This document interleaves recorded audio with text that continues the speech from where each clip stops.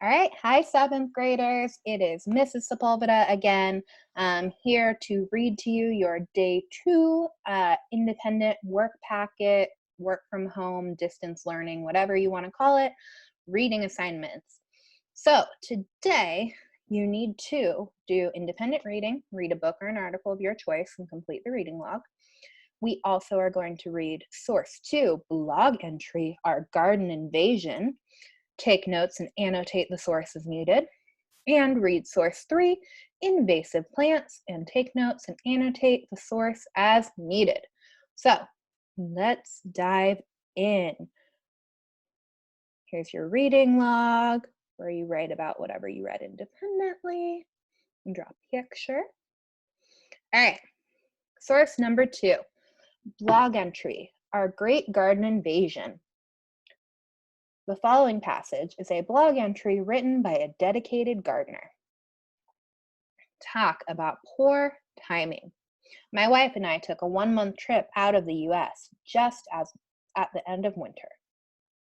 We have a large backyard with several large flower beds, so we figured we would come back home to beautiful flowers and plants in full bloom, plus a few weeds, of course. Instead, we returned to find our garden overgrown with exotic plants we had never seen before. Most of our best plants were dead or dying. Must be weeds, we thought. However, they were not the usual ugly and scary looking types of weeds. The new plants were so pretty, we even considered leaving some of them in the ground. My wife wanted to collect samples of seeds so that we could plant them in the future. Many gardeners don't seem to mind the new arrivals, but as we soon discovered, these were not weeds at all, but members of several nasty invasive plant species. After reading information about these pests, we knew that saving any seeds was out of the question. I'd heard about invasive plants before, but I always thought that just meant something like ugly weeds. I had never studied the matter. There are many types of invasive species. They have pleasant names like Chinese wisteria, bush honeysuckle, bamboo, English ivy, autumn olive, and Brazilian pepper tree. But what they did to our garden wasn't pleasant at all.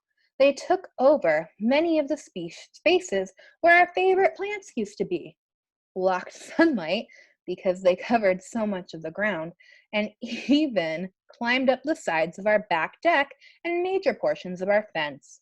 How did these non-invasive species invade the garden? They certainly weren't there the year before. Maybe those nice bird feeders we started leaving out this year were not such a great idea. Birds and other animals often carry the seeds of invasive species from a long way away. They drop a few seeds in the garden in late winter or early spring, and the invasion begins. Also, it certainly didn't help that our neighbor buys plants at a garden center that we know sells some invasive plants because of popular demand. These things grow fast, and with no one around to spot them or halt their growth, they can ruin a garden for weeks. Now, I'm going to talk about the worst thing about invasive plants: removing them. The day after returning from our relaxing vacation, my wife and I spent the entire morning researching how to get rid of these plants, the entire afternoon at the hardware store and garden center buying the proper weapons, and all of the next day in a major battle. We tried burying the short ones. We coated others with oil, thought about setting some on fire, and ended up just pulling most of them out by the roots or digging deep below the ground with a shovel. By the end of the day, we had several large trash cans full of once beautiful plants. As I've mentioned, some people actually like these invasive pests because they're unusual and beautiful. But unless your idea of beauty also involves getting bruises on your knees from digging in the ground all day and splinters from pulling up a new fence, I would suggest that you learn to appreciate the many native plants that we have in this country, like buffalo grass, fir trees, and sunflowers. Okay, before we get to source 3, you might have seen it in the background, but here's my puppy, Stacks. Hey, They don't want to see your butt. Hi, baby. So she's doing our distance learning too. Anyways, source 3, invasive plants. The following information is adapted from the website of the National Park Service. Yosemite National Park is a place of beauty. Its natural diversity is nearly intact, from its small wildflowers to its giant sequoias. The park's elevation provides a wide variety of growing conditions for more than 1,450 native plant species to grow. In spring and summer, Yosemite's wildflowers explode in abundant and spectacular displays, supplying food, habitat, and shelter for a wide variety of wildlife. Invasive plants are the largest threat to plants and animals within Yosemite. Currently, 275 non-native plant species have been found within the park. 28 of these plants have been discovered since 2012. Many of Yosemite's annual visitors cross through weed-infested lands on their way to the park. Visitors unintentionally bring invasive plant seeds in on socks, shoelaces, tires, and pet fur. Invasive plants are also mistakenly brought in by park management through construction projects and maintenance.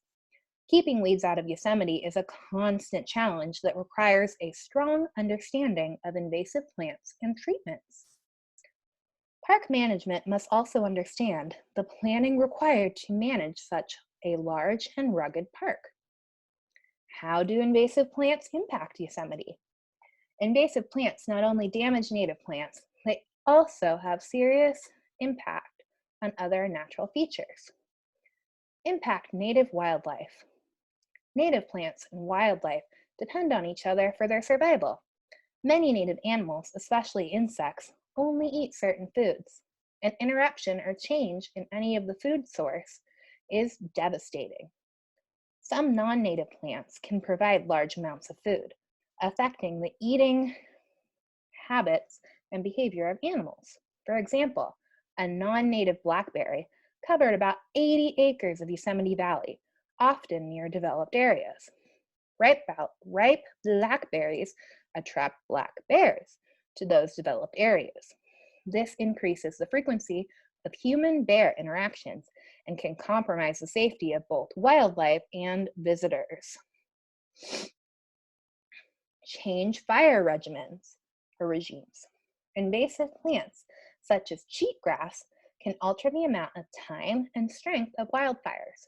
Wildfires alter habitat, destroying the homes of plants and animals.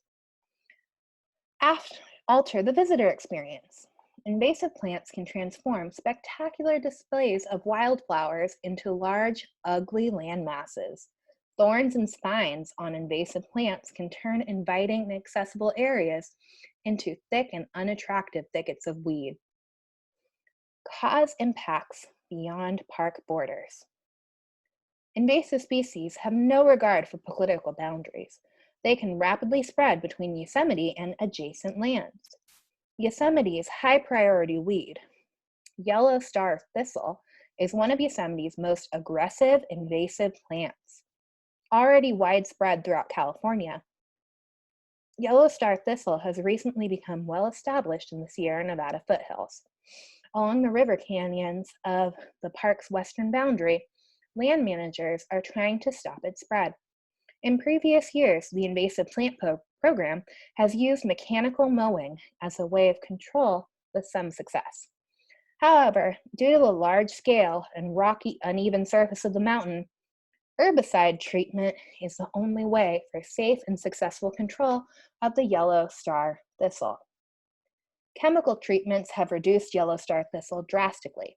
With successful treatments, both the areas of infestation and the amount of herbicide needed for follow-up treatments are greatly reduced. Okay, so here is where you guys are going to take your notes. I'm sorry about that. That was a text message from my mom. It was very loud. So take your notes on the 2 articles that we read today, and then it goes down to some math stuff. So that is it for day 2 of your packet, 7th graders.